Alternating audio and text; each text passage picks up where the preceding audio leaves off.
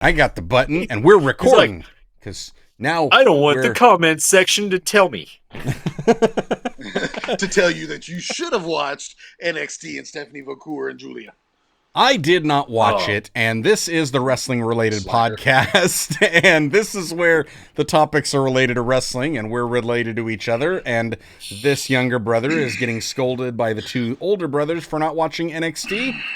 I'm Josh. As well you should be. We didn't say that. We did not say we're scolding you for not watching NXT. We're scolding you for not watching the Stephanie Vacour and just Julia one match. Because that was a great match. That was was awesome. I still have no idea who the Australian chick is, but hey, whatever. I am sure it was a good know match. She was Aussie. And I will still not watch it because I just don't have enough time. Good wrestling. You know what? Hey, I told you guys a while back that you were missing some good wrestling from Ring of Honor back there when I was actually subscribing to the Honor Club. And then I had to limit my 18 different subscriptions. Wait. There is a difference between subscribing and having to watch something and watching something because you already have a subscription. You already have a Peacock subscription. Right. Subscription. I know you do. Yeah, I do. So because of that, you can watch it for free. Yeah, but it's still time. 20 minutes. Josh, watching it. One question. Watch it while you're on the toilet like everybody else. Did you tune in? That's my Instagram real time to catch up for whatever you guys are sending me. That's just right. Corey. Yeah. I do that while the kids are watching a show. I'm like, ding, ding, ding. Josh. What? When they're watching shows late at night. When Jordan Grace showed up at NXT, or you watched that. Mr. Say His Name. Didn't watch it. I didn't watch any of the NXT stuff when that happened. All I watched was clips.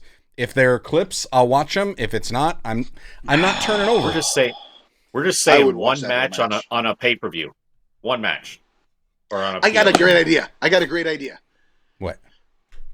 The tag match coming up at Crown Jewel. Yep. The women's tag match. Scrap that whole thing, and during that one, watch the Stephanie Vacour. No, because Julia sometimes I like to watch bad car wrecks.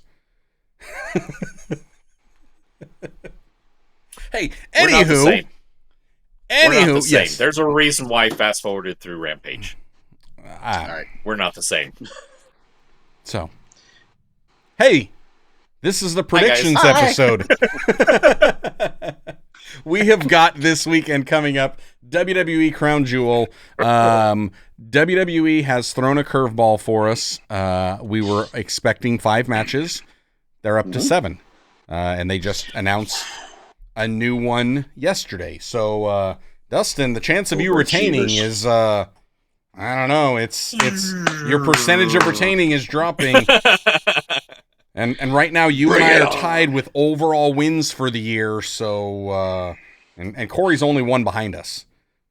So, I mean, I was just playing catch up. Yeah, you know, if you go by height, Corey is still behind us. So anyway. Nah. You know, one of these days, I'm just going to do this podcast without wearing a hat. To prove you have hair. Okay. That's so okay. Do we all need to stand up and see who can see their toes without the mirror? I was going to say, I'm not going to tell you what I'm not wearing when I'm doing these podcasts. So I can see mine. I also have size 13 skis. Exactly. I can see mine when I stand in front of a mirror and look down. I said without the mirror. No. Oh. Okay, so listen to me. Predictions. Number 1. Hey, before we get to the predictions, because before I hit record on the first conversation that you guys caught in midstream, we had another conversation where Dustin was kind of complaining because we have rules of prediction episodes, trying to keep it with the predictions, and he says we need to talk about SmackDown from last week. Yes. Heel. Yes. I break the rules. Let's talk about SmackDown. Rules. Speaking of breaking the rules, I kind of want one of Dominic's new shirts that I saw. Latino Cheat. What is? Yeah, it's very, very Eddie. Yeah, he's gonna do it. He's gonna do that off of every single one of Eddie's merch. That and an Outrunners fanny pack. Yes, the Outrunners fanny pack, most definitely. Yeah, that's money. but I got to wear it to a kids event while they're hanging out with their friends. Sit there and I should have ordered it and went to a volleyball game with it. Yes. Because there's Yeah, pink on it, right? There is. That's the only pink I'll wear. Yep. Real men wear for pink. I'll do that for Pink Out next year. Okay. Pink Out next. Anyway, SmackDown last week. Where do you want to start? Yeah. let me Let's say start with that it Go ahead. was perhaps the best SmackDown episode of SmackDown that I've seen all year. I was thrilled about, let's say, 90% of it, which is better than I don't average. remember many episodes, so I will not disagree. I cannot say all year because you're talking about all those really good ones that happened before WrestleMania, before Cody and Roman Reigns. Since So, WrestleMania. Since WrestleMania, And I didn't watch I can those. agree with that. And I didn't watch those. So I can agree with that. Yep. It was Yeah, good. it was good. I mean, so good. Yeah. Yeah. and let's talk about it. Dustin. I am not. Now, you guys are going to, especially Josh is going to get mad at me. I am not a huge Motor City Machine Guns fan. I am not. Have you seen They are much? good. I have. They are good. Okay. They are both great wrestlers. I love me some Alex Shelley. I love me some Chris Sabin. They are good wrestlers. They are what I would consider. They are much higher than the average. But they are not. At this point, I don't think that they are WWE champion level ready yet. But obviously, they were thrown right in, and here you go. I was happy to see him win. Mm-hmm. I was happy to see the outcome. Following up on, Monday night when Jay explained why. Because they came out and cost him his Intercontinental belt, so... Turnabout's Flair play. Fair play. So he came back and he Flair cost play? him the champion. Woo! Flair play. Woo! It was great. I loved it. Loved it. I was like, I knew it was going to happen. As soon as he pops his head up, I'm like, oh yeah. Yeah. Oh yeah. Motor City Machine Guns are going to win this one. I got that one. Yep. And it was so good. So good. Yep. It was really good. On the not sure if they're quite that caliber yet, Josh, you and I were discussing earlier in the week, not anticipating talking about it now. What was the quote from Corey Graves? They are your favorite tag team's favorite tag team. I can see that. Yeah, and that's where Yeah. I think the fact that Corey Graves came out with that quote when they debuted a week, 2 weeks ago, whatever it was, and he said, many of you that are watching this, you've never seen them, you never heard of them. We have, and this is your favorite tag team's favorite tag team. They're the ones that have really been at the forefront and revolutionizing what tag team wrestling looks like currently. And all of They're the that, guys. 100% true. Yep. I was shocked. I did not see them winning the belts this fast. And this is where I do kind of agree with you, Dustin, that I don't think that they are ready because I don't think that the audience is quite ready. However, if I take myself back and I look at how they are coming across and the fact that they're letting them be them and they're not trying to make them a WWE tag team, they're like, you come in and do what you guys do. The fact that they did that and that we got to see in their second match, them against DIY, who they're already familiar with and they've got experience with on the indies.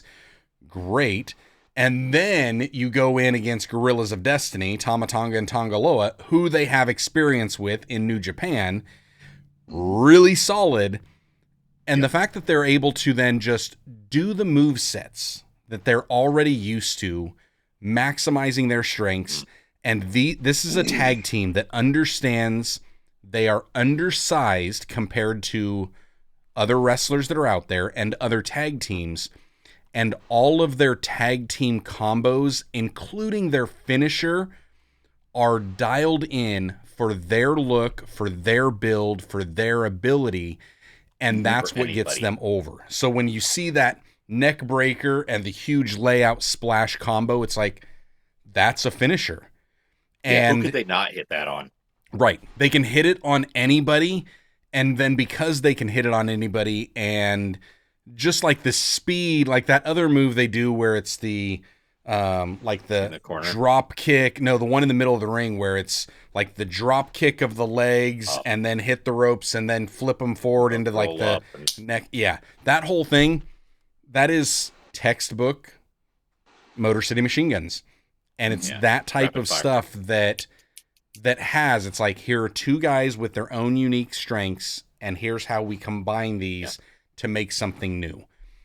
That's where I appreciated it. And if they continue to do that, it's where it's like, I don't see them quite being ready, but at the same time, the way that they brought them in, the way that everything fell into place, adding in Corey Graves on the mic, getting them over by saying, you may not be familiar, you may not be ready for them, but they've been ready for this. This is 25 years in the making right here. So they are.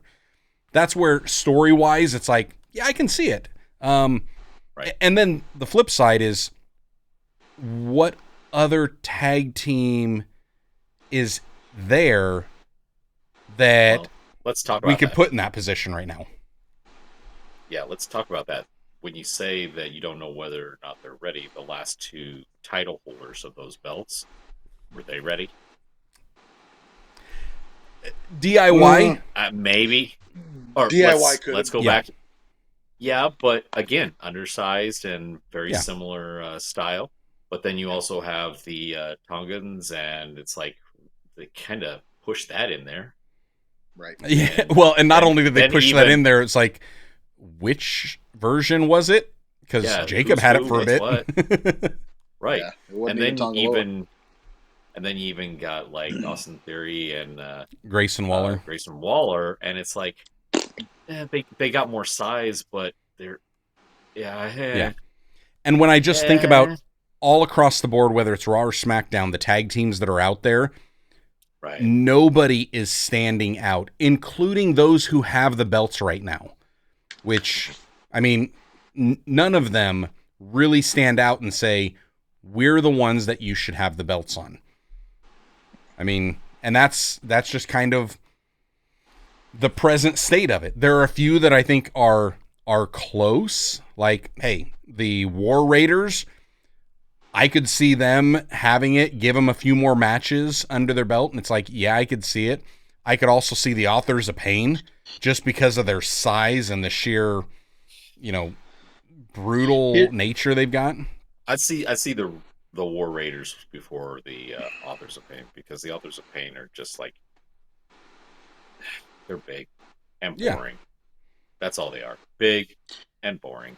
But at least the War Raiders, you disagree with the boring? I disagree with both of you guys about the War Raiders. I mean, you can change their name 14 different times and try to keep pushing them. They are going to be nothing more than mid-card or tag teams. They are never going to end up making it. Yep. They will never be at that level. The whole name thing, War Raiders is what their name originally was, and it was just Vince that got his panties in a wad about it. Right. So they bounced it around. So they're just going back to what worked in the NXT. But I don't see them ever reaching that pinnacle. Yeah. I mean, do I think they're mid-card tag team? Yes, but that's kind of also the point that I'm making. Every single tag team that's out there right now feels like a mid-card tag team. Right. Like, they don't give As me opposed to the Usos or old school New Day vibe. It's like I don't feel that out of them. None of them feel like FTR or the Outrunners. It's just like, I mean, okay. I'm craving that, but that's where you bring in Motor City Machine Guns, and it's like, okay, this is a tag team. It's not, here's a couple guys that we threw together in NXT and decided that we're going to make them a tag team. It's like, no, this is who they are. And they announced, I mean, these guys are the guys that have held the belts here and held the belts here and held the belts here and held the belts here. And now they're finally making it here. as opposed to, like you said, throwing a couple guys in there. And there's nobody out there, including the machine guns, that are an FTR caliber, and no way you can put the Outrunners in the same caliber as Motor City Machine Guns. As much as I enjoy them, they're not to that level yet themselves. Which not of in-ring ability with FTR, which is why pairing them up with FTR helped bring that up a little bit and bring a little bit more personality out of here. That's a great combination. Not in-ring ability, I agree with you. But the thing with the Usos and with old school New Day was not just their in-ring ability, but it was their marketability. The fact that they could get out there and entertain you without doing anything. Like, you get Kofi Kingston clapping, and it's like, I'm hooked. Please throw me a pancake too. Give me some bootios. Like, that's where it's like, I was sucked in on that. Usos, they didn't even have to say their name. You know, it was just like they get the crowd chanting, and that's where the markability of a tag team isn't there yet. I'm waiting for that. Judgment Day, you got Finn Balor and Bobblehead, and it's just like, I'm still missing something. And keep in mind, when I'm saying that, like, the War Raiders are like mid-card tag team, I'm not saying I don't like them. Right. But to me, that they are like Otis. When they gave Otis the Money in the Bank, you knew right when that happened, there ain't no way he's ever going to become the heavyweight champion. He will remain. If it is, it's going to be a really quick thing. Boom, boom, done. But they would be a placeholder tag team. Exactly. Well, and that's where I could see at least they are a tag team. And that's the thing. It's like, at least with the War Raiders, they feel like a somewhat polished tag team. And while, nothing is really, standing out with them, they're good. Right. They have good matches. They're solid. Like, I prefer the Street Profits over them, because at least the Street Profits have got a little bit more flair. But man, we could go through AEW and WWE and rank every single tag team, and that would be a whole show in itself. It would be. Okay, so let us know in the comments if that's what you want to hear. Yeah. So, Motor City Machine Guns, new WWE World Tag Team Champions, I think. I can't remember. Is it WWE Tag Champions? I don't know which belt's which on there anymore. Whatever. But tag champs in the Fed. That's awesome. Yep. And yes, we did get the Jimmy, the Jay, the Roman looking on with the embrace. Yep. And still left a little question. Still left a little question. Dial in on Monday night. Yep. And then stretch it out. Long-term storytelling. Stretch it out. Monday night. Yeah, and then we got to Monday last night, and we see a little continuation on that where Jay calls out Jimmy, and Sammy it wasn't quick embrace either. It was like, I've got all these accomplishments, I've done it all, but nothing tops you being my twin brother. And then he's like, oh, hug. Nope. We still got issues. Yep. It's just like, It's not that easy. And the fact that they had that storyline weaving through the entire show, I loved it. And then the cliffhanger with Sammy, Jimmy going to talk to Sammy, but wait, Sammy's talking to Solo? What's going on there? And then, there was no yeet on that one, and it made you say, I got to see Friday now. I got to see what Friday's bringing. Yep. Yeah. And for those that may or may not know listening to this, and we'll get to the prediction later, but yesterday, WWE announced that they added the match, and one is going to be on Crown Jewel is Roman Reigns and the Usos against the Bloodline. I just haven't heard which 3 members. It's a 6-man tag, but I haven't heard what 3 members yet. Does it say 6-man tag, or does it just say those 3 against the Bloodline? Yep. WWE.com said 6-man tag. Not to say that come Friday night, the whole Sammy can't iron out and we see 4-on-4. Correct. Yeah. Crazier things have been known to happen, like AEW throwing on 6 more matches the day before, but who knows? Correct. So, anything else that over the weekend that you want to talk about WWE related, or should we just jump in on these predictions? Well, I could have talked about NXT, but we don't want to, so let's jump into the predictions. No. I mean, hey, if you Julia guys and Stephanie McCool are like the only reason why I tune into anything. Bubba Ray. I didn't look. Bubba Ray. That's funny. Okay, let's get into it. WWE coming up Saturday at 1 o'clock Eastern, 2 o'clock Central Time. No, noon Central. I think that's how the time changes work. Let's go straight through our predictions. You guys know how we do this by now.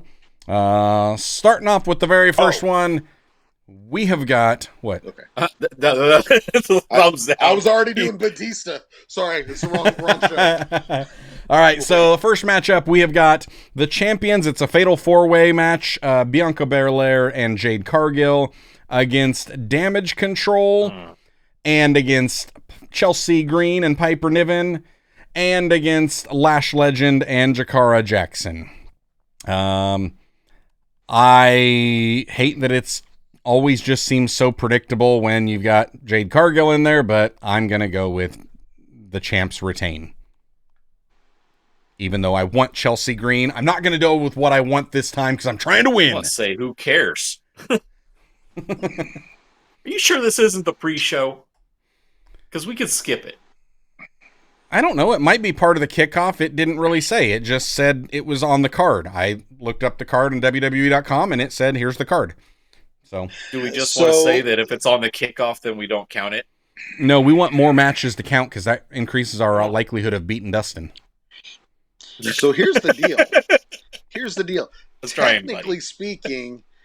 Technically speaking, I could just pick everything Josh picks, and my odds are in favor of potentially retaining or just losing to Corey.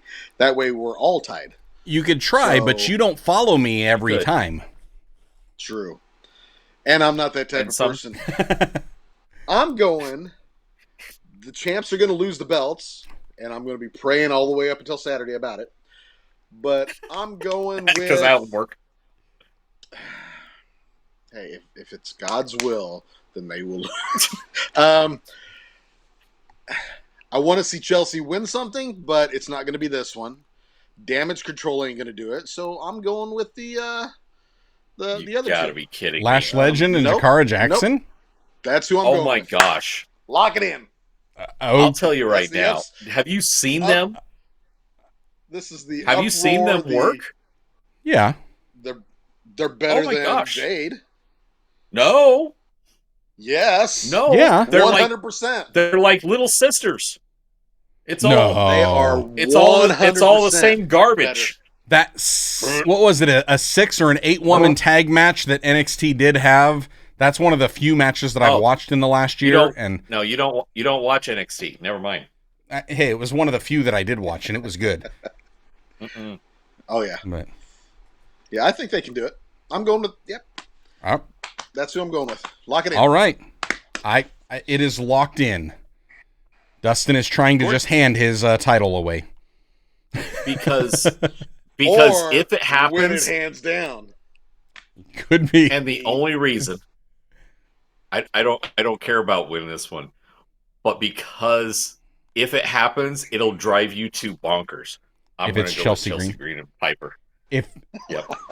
I'll be because happy. It'll drive you to insane. I thought Dustin was going to go there, and I was going to say if Chelsea wins and I lose the prediction, I might just give up. I might just I will from here on out. That's the whole reason. If that happens, you mark my words right here. If that happens, the very next pay-per-view, it is going to be AI predicting all of my picks. I'm not doing it. That's okay.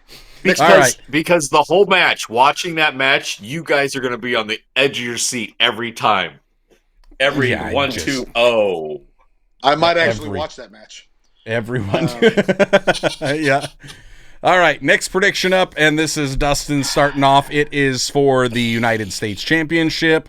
It is LA Knight, against Andrade and Carmelo Hayes. Oh, this is a toughie. I think LA Knight's going to lose his belt. Ooh. I think this is going to be it's either Andrade or Carmelo. I do not like Carmelo Hayes. I like him in NXT. I did not like him on this at all. Yeah, when he was teamed up with what's his name? Trick Williams. Yeah. Back when I did watch a little bit of it. I'm going. See, you have watched it. Lock it in. All right, Dustin's going with Andrade El Idolo. Yeah, say that 5 times fast. No. Corey, who you got? I don't know. At this point in time, I'm just doing the whole thing with what I want. I'm going to say Andrade. All right. And I've already plugged my predictions in, so I'm not deviating from them. I think Carmelo Hayes is actually going to win it. Now it kind of feels like the time that he'll get it. But I do agree with you guys that it just feels like... it feels like... Why? They're trying to push. They've been trying to push him, and it just hasn't felt quite right. 28 times. Yeah. But only Andrade. Yep. Well, and prior to that, he had some stuff going on. I don't even remember who it was with. A lot of it's been... match with Cody. Yeah, there was a match with Cody. I think he had a couple matches with LA Knight back when Logan Paul had the U.S. title. And you know what? I was looking forward to LA Knight having the U.S. title, and now I really wish they would give it back to The Miz. Because I miss Miz's title reign, and I wish The Miz would make the U.S. Championship great again. Do you guys think that this... Do you think the belt being on LA Knight has him any benefits or the belt any benefit? Has it just been like, well, let's give him a pat on the back and no? Now what do we do? It gave him a title reign. I think what happened is there's that old saying that you got to strike while the iron's hot, and I think this was the biggest Triple H whiff that we've seen in the last year. Because when LA Knight was the hottest and all of the card, like every card he was on, people were just, you couldn't silence them. That was when you strike, that's when you do it, and they wanted to drag it out. And I think the crowd just kind of revolted, and they're like, no, we want it when we want it, not when you want us to want it. And it was just a miss. Was that under his reign, or was that still... Yep, it was under his. That was Triple H. And they were trying some long-term Mania or what? Yeah. So it was like they missed on that. It was a big whiff. And I mean, hey, it's not a science. Like there's nothing perfect about it. You're trying to get the right timing. I think they thought that push that the crowd was giving him was going to be sustained a little bit longer. And I think the crowd just got fed up with it because they felt like, at least, and I'm speaking for myself, when they didn't put it on him, and it was like, oh, so you just want to put Logan Paul over, and you're just like Vince, you really don't care what we actually want. And we're telling you, now is the time for him, and you don't want to listen. So at that point, it was like, nope. They did the same thing with Otis at one point. Yeah. I think what'll wind up happening is LA Knight during the chase is really fun because he's able to cut some more fun promos. I also will love to see if he can have a little bit of a heel turn because in that mid-card section, it's like, who's the big heel that is driving things? And I can't really, I mean, I don't know. Bronson Reed? I would like to see more of a personal feud going on for LA Knight. I mean, it's all about the title, Do something personal. Yeah. Something that really brings out some fire. Agreed. Okay, we'll jump in here. Corey, you get to lead this one off. We have got Randy Orton versus Kevin Owens. Ooh. I'm glad you're picking this one first. Ooh. This was an easy one for me to figure out what I wanted to do or what I thought would work. Well, this is where I'll deviate from what I'm doing. I would like to just see Randy just whoop some butt, but I think Kevin's gonna get down and dirty, and he's gonna get the win. Yeah. Kevin Owens for you. Kevin Owens for me. Exact same reason. Plus, I think it just feels like they're building to a KO versus Cody again to kind of buy a little bit more time before they start into their WrestleMania storyline. So, yeah, Kevin Owens. Make it all the way down. Kevin Owens. Yep. I do think it's going to, I mean, this is going to be. It's going to be a banger. Oh, it's going to be so good, and it's going to hurt so good as well. So, yeah. Looking forward to that one. Okay, back around to me.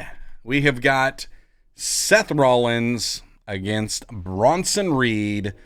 This one I could see going either way because they have been pushing Bronson. It feels like he's getting definitely some momentum. I don't want to see that momentum stop. At the same time, when it comes to Monday night and it comes to who's actually going to be kind of in that storyline, it feels like they need Seth in that picture. So I've got Seth Rollins down. I think he's going to take this. I think that's going to put him back into the title hunt picture. And I'm sticking with my theory and my logic. The guy that gets the living crap beat out of him the week before a PLE is the one going over, Seth Rollins. Oh, yeah. And I'm going to say their more long-term booking is probably going to be more of a Seth and Punk at a Mania for that title. So at some point in time between now and then, somebody's going to have to take a belt from Gunther. Yep. And so in order for that to happen, Seth's got to win. I agree with that aspect of Seth versus Punk for Mania. I don't know as the title necessarily needs to be in there. Belt doesn't need it. No, but it would be. I'm thinking it might. It could be. It would also just be hilarious to see CM Punk do the heel thing that Drew McIntyre did with him. So where Punk winds up costing Seth the title shot. It's just like, because it brings back in that original storyline where they were all costing each other their title opportunities, and it just felt like there's some unresolved here. But either way, yeah, feels like Seth is going to be going over on this one. All right, that leads you, Dustin, with Roman Reigns and the Usos against the Bloodline. It is currently setting at, now this is the thing, this is before SmackDown. We don't know what's going to happen. We do know that there's going to be some part of this storyline in. We alluded to the fact that we don't know what's happening with Sammy Uso. We think it's a 6-man the way it's supposed to be. But if it's a 6-man, what 3? Don't know. Could there be a 4th added? Don't know. We know a lot of nothing. I know something. I know something you don't know. Yeet. I'm going with Roman and the Usos. Okay. For Roman me, and the Usos. This was the easiest one for me to pick. Yeah. Okay. Well, yeah.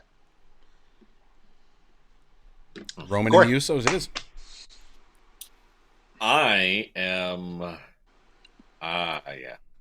If they beat the 2.0, and where does it go?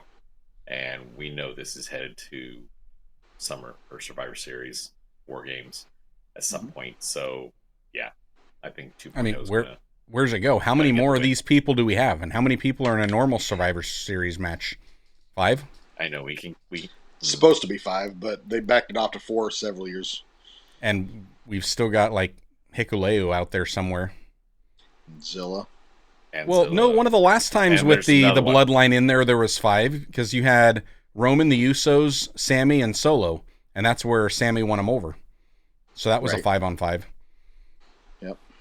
Yeah, there's still Hikuleo, who we know hasn't re-signed with anybody and hasn't really appeared anywhere. Yep. Somewhere. Yet. Yet. And maybe that's something that costs this. Who knows?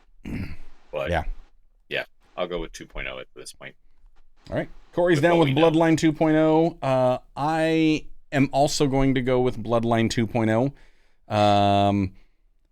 I think I kind of feel like a Freebird rule type of a deal is going to happen here with Tonga swapping out or something. And that way it kind of costs them to where Sammy needs to come back in. The flip side is I could also see them trying to interject and Sammy coming down for the save, so the Bloodline could, or so that Roman and the Usos could win with his interference, and it still sets up towards SummerSlam. Either way, I think we're going to see a little bit of Sammy. Survivor Series, you mean? Or Survivor Series. Totally going to see Sammy because of where they're at. And, being in Saudi. I mean, yeah. So, but I think that's going to iron out on Friday. I think Friday they're just going to leave some more questions. I think Friday is going to be another one of those drama. Sammy, you got to prove it to me type of a deal again. Which is also why I think Sammy won't actually prove it until he gets to Survivor Series again, because that's where he proved that he was Sammy Uso the last time. That's where he gets the approval this time. Long-term storytelling. Recycling the same stuff. So, I'm going to go with the Bloodline 2.0 on this one. Corey. Who you got? The first ever Crown Jewel Women's Championship. It is champion versus champion, Nia Jax versus Liv Morgan for that big, gaudy belt. Ugly. Yeah, and let's face it, nobody's taking that thing home. Gonna have to get an extra seat on the friggin' plane just to carry the belt. I want to make a prediction on what Dustin's predicting. Okay. I'm predicting Dustin's predicting it's Tiffy time. Just because he's predicting it's Tiffy time for the last 3 months. All right. I'm going to say, first off, before I jump in here, I have got to give Nia Jax her due. She has, from the promos to the backstage and all the personality stuff, she has really been stepping it up. In the last 6 months, she went from just straight boring, in-ring, on the mic, backstage, all of it, and now I just can't stand her ring work. That's all. Now she's just boring in the ring. No, and my biggest complaint with her in-ring stuff as of late is because she keeps getting in there with gals that are like really strong, that want to show off how strong they are. Oh, you can power bomb her off the second. Yeah, who gives a crap? Right. Forget that. Kick her in the face. Knock her down. Keep her down. Do not make somebody over 200 pounds doing hurricane ranas to anyone. Makes no sense. Right. It's ridiculous. It makes me flinch whenever Jericho does it. I'm certainly like closing my eyes when Nia tries it. But with that being said, and as much as I love to see Liv Morgan do absolutely anything, I think Nia Jax is going to win this. Okay. I also am going with Nia Jax because that's what I put down, but I don't remember why I put it down. So it's like I selected it. What was I thinking? interference? Because this is the one that I think that we could likely get some interference on the belt. I don't see outside interference for the others, other than the Bloodline thing. But I think this could be the one where I see Rhea coming out and costing Liv Morgan that match. And I also think they do need to have some type of an interference rather than having one of these two, because neither of them seem like super strong champions. So I think because neither one of them are super strong champions, if you get a clean win from one on the other, then it kind of buries them a little bit. So I think an outside interference is the way to go. I see Rhea Ripley getting involved with that. So that's kind of why I was thinking Nia will take that. Even though I'm at like a 60-40 so on convinced. Nia winning it or Tiffany walking out with double belts, getting Nia's belt and the Crown Jewel belt. I don't see Tiffy cashing in on Liv Morgan at all. I think that's got to stay with the Rhea Ripley feud. But for this, I don't think it's. I don't see in consideration the heater, Liv Morgan's bodyguard. Yeah. I'm also taking into consideration that you've got Candice LeRae and what's her name that comes out with Candice LeRae that I can never remember her name for Nia. So hurry up, pick one. I want to. I'm gonna go with Nia, even though there's a large section of me. Maybe I'm at 51-49 that thinks that Tiffany's walking out with it, but I'll lock in Nia Jax. Okay. Fair. And for me, my decision is based on this. Where is it going to go? Yeah. Each participant, Nia Jax, Liv Morgan. Brain fart. Liv Morgan. Where are they going after this? Well, Liv Morgan, she's going back to the Judgment Day. She's going with Rhea Ripley. She's got so much crap going on. Right. That she's not going to go over. Nia Jax has nobody. There's nothing there. There's nobody challenging her. There's nobody that Naomi has been. Okay. There's nobody that's challenging her. There's nobody that's going to be there. So for me, Nia Jax needs something. She won Queen of the Ring. She won the belt at the second pay-per-view. She will win this match. But yes, you are correct.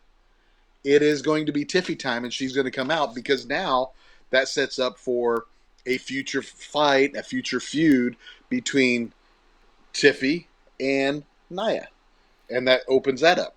Because so you're Liv Morgan doesn't need anything. So I'm saying Nia's going to win it. You're saying Nia's going to win it instead of it being a case of... See, what I was thinking was that Tiffany would come in, do a cash-in to make it a triple threat, and then she just kind of like, even accidentally maybe because of the schmoz, lands on Nia and pins Nia. Tiffany could walk out and then be like, I didn't mean for it to happen type of a deal.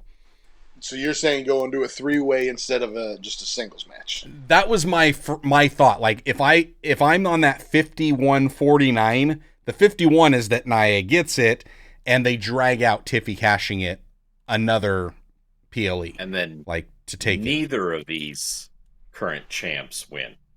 Correct. Which means that it's actually, well, yeah, because it would then be... That's not information we have at this time. Exactly. Like, but that's the hard part about the Money in the Bank briefcase. Because you don't have that information. Is you never have that information and you don't know. And that's the other aspect of it. This is in Saudi. They like to go big for Saudi. Like, I fully expect that we're going to get...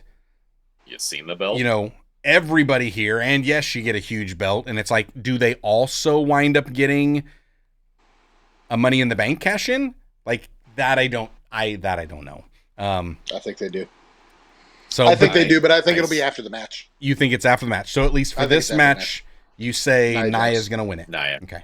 Besides, let's look at it. There's no way that Liv Morgan can carry the belt, this big crown jewel belt, and this might actually be a belt that Nia can buckle and wear. Fair. Just because it's big this way doesn't mean it's big this way. From experience, just because it's big. I got nothing. All right. Then this match. This match. Oh, this one's back to me. This match. Who did I pick? I picked Cody Rhodes to win this one over Gunther. I think it'll be a fairly clean win because I think these two are both such strong, dominant champions that you can have either one of them have a clean win over the other without bearing the other one.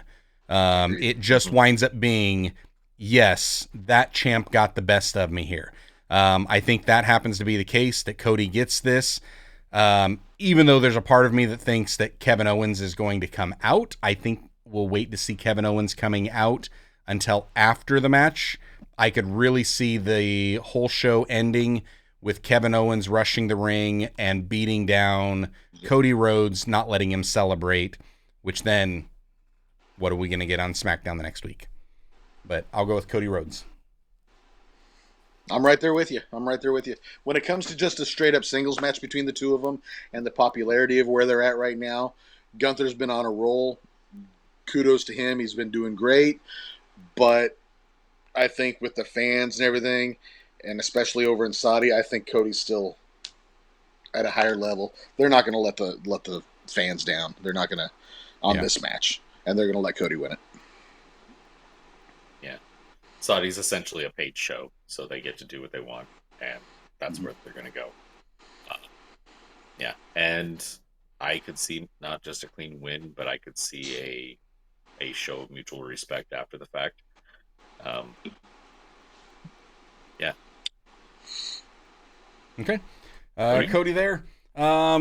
Any other thoughts that you guys have got thinking that things might pop off, that might happen? Any surprise appearances that you could see? Rikishi. No, Rikishi. No, I'm just kidding. I said that at the last 3 too. Yeah, you've been saying that. No, I like anything else that you can think of? Any wild, outlandish predictions?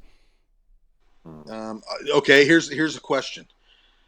There's always been these rumors and everything like that, and you know Saudi always likes to turn around and bring in retirees, legends, whatever it may be, and they kind of hinted a little bit at the whole Braun Breaker, Bill Goldberg. Is that going to happen at this one? Is that going to be a little surprise, impromptu thing where Goldberg might be at ringside and, Breaker just makes an appearance and starts talking, and all of a sudden Goldberg just jumps the railing, not necessarily a match, but jumps in, and then they kind of go at it, setting up for something else? I don't know. That would be my wild, outlandish prediction at some point. Okay. But I think there's enough matches, too, that I don't think there has to be anything like that. Yeah, they do have plenty. I also wonder, do we start to get a little bit of The Rock showing up and interjecting in that Bloodline thing? And could he also, like, Sammy comes to help him out, but then The Rock comes out, not Hikuleo, but do we see the return of the Wise Man? Do we see the return of the Wise Man? Brock Lesnar. Bring the Wise Man on SmackDown, please. No, right. I don't think Lesnar's gonna show up. Yeah, not yet. I don't know. I think it's actually this might be the. I think this might be the first crown jewel that I am really looking forward to, because there are so many interesting storylines that I want to know. Like, I want to know what's going to happen with Kevin Owens, and I want to see where that goes. I want to see if Seth Rollins is going to start to get that momentum that he had before getting back into the title picture.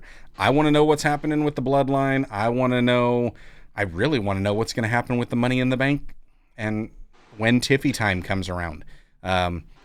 It's close. I don't know. It feels like, but I mean, yeah, you've been saying it for 3 months that it's Tiffy time. Well, he keeps saying it. It's going to happen sometime. Yeah. Eventually, yeah. Eventually, Broken I'll get clock. a bonus point. Yeah. There's no bonus points. Oh. So. Oh. All right. Well, yeah, it looks like we've definitely got some disagreements on there from a couple of the different ones. So we should That was just the first match. Well, Corey and I differ on like the first 2 matches. You and him differ on one of them. I can't remember which one, 2 or 3. It's the first one. Yeah, the first one, and then the Usos one. So yeah, it'll be interesting to see this. I think we will, in all likelihood, we will have a clear, decisive winner of our.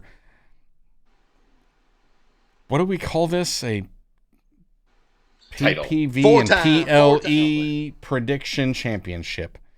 I just that's hope mine. that Yours is like the crown and the king of predictions. Yeah, we haven't figured out what Corey's is yet. No, Corey's just cool. We got to buy him something. Cowbell. Buy him something. He could have the. I'll buy my own ring. thing. A ring, yeah. get the ring. The prediction ring. The prediction ring, yeah. All right. Hey, for you guys watching there or listening, wherever you're at, let us know what your thoughts are on the upcoming PLE.